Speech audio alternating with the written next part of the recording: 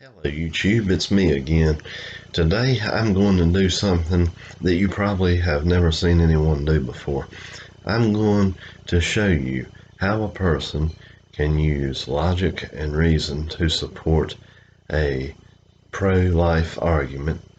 So I'm going to support the pro-life position and do it entirely from a secular point of view without bringing religion into the argument whatsoever.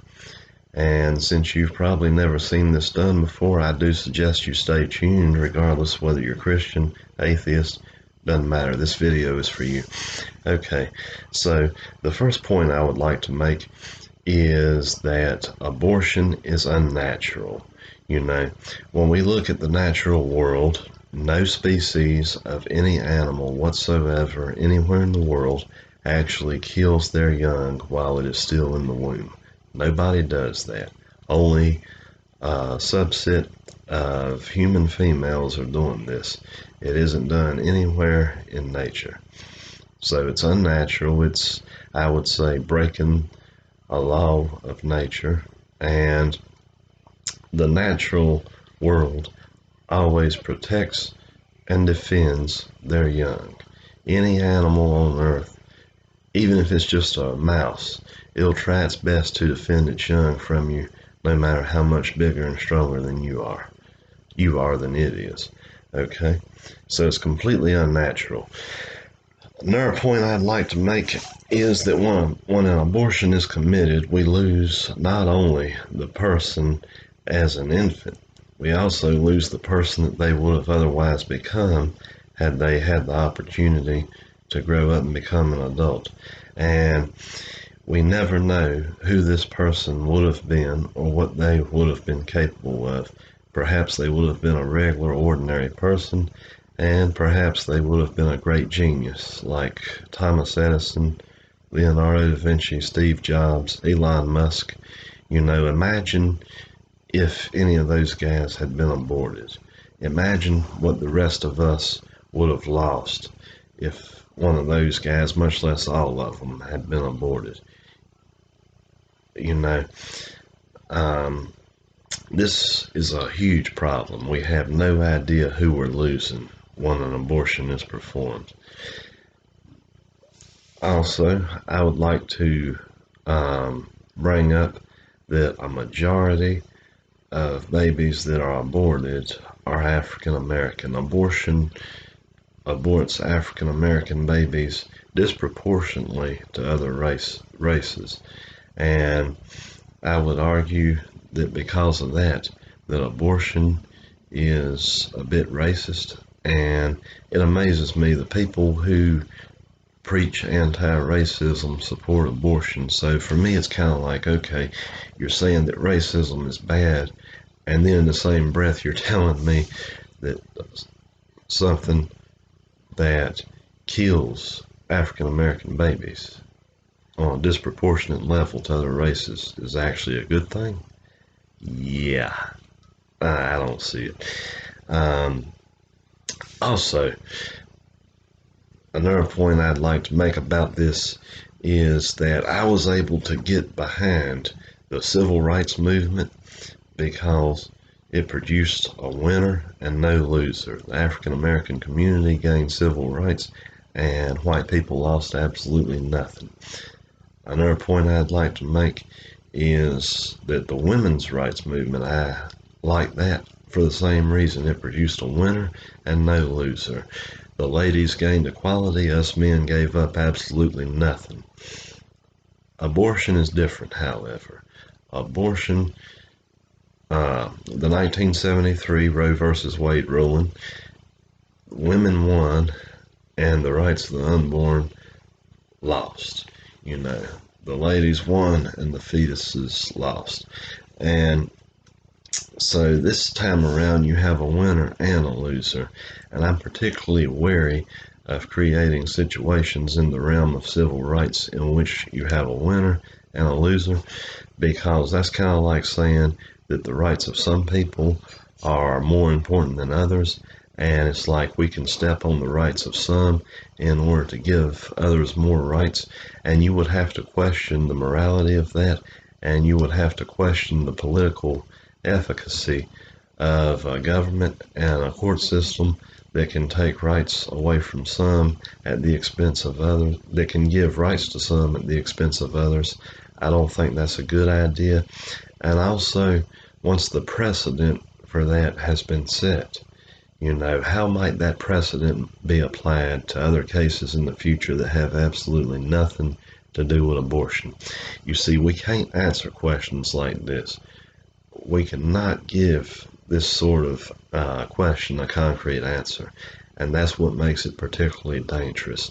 It might turn out not to be so bad in the future when it's applied to other cases, and then again, it might come back to really bite us. And that's why I find it to be a very dangerous way of thinking, and I really don't support it one single bit. So for that reason alone, I would be against Roe versus Wade and against the women's right to choose. I'd also like to point out that if you don't want a child, nobody's going to force you to keep it. You could have the child and give it up for adoption, and it can go to parents that will love it and take great care of it. So, I mean, nobody is saying that just because you get pregnant, you gotta spend the next 18 years dealing with the baby and the teenager and the adult. No. You can give it up for adoption. We have a wonderful adoption system in this country. You can go to a firehouse or a police station and be like, look, I don't want this child. Boom, there you go. Just give it to them. They'll put it into the system. You might have to do a little paperwork or whatever. And from that day forward, that child is no longer your responsibility. You never have to see it again if you don't want to.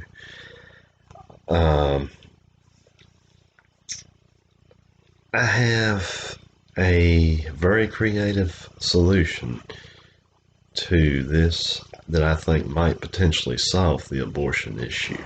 I'd like to run this by you guys because, in theory, I am in favor of a woman being able to do whatever she wants with her body, but like the practice of abortion is what I'm against. So, in theory, if you could have a situation in which women are able to fully control their bodies without having to ever use abortion in order to do it, I would really like that, because those two things shouldn't have to be mutually exclusive, and I have high hopes that technology is going to come to a point in our lifetimes when those two things no longer have to be mutually exclusive.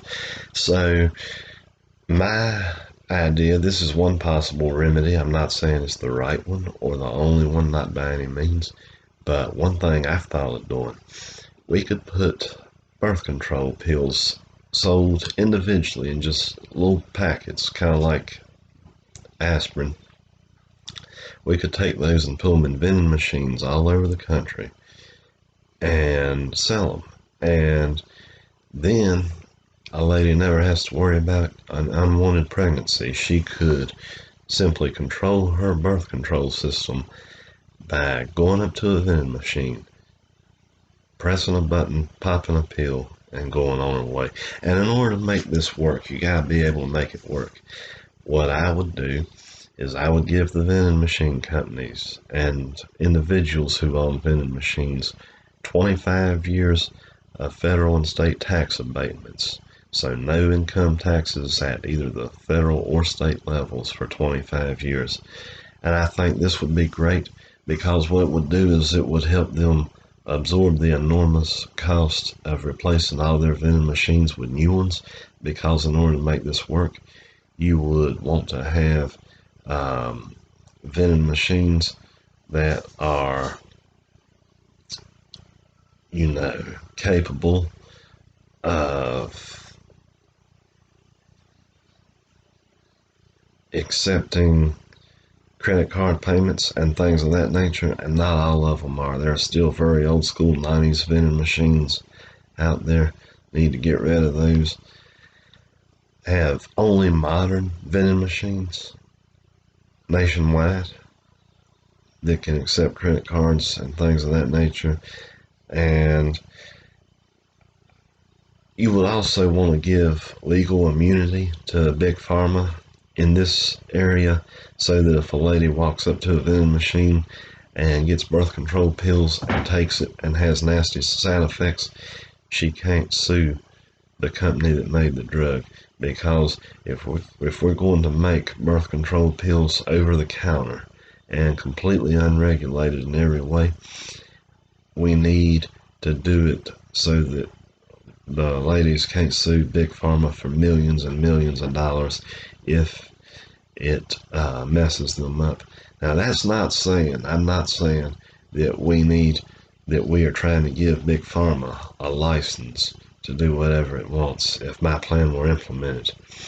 That's not what this is.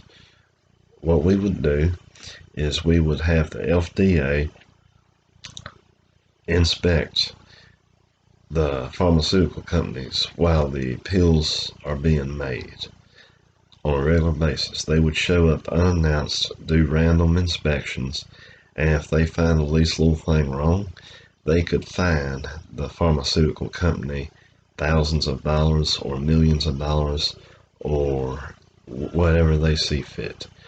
And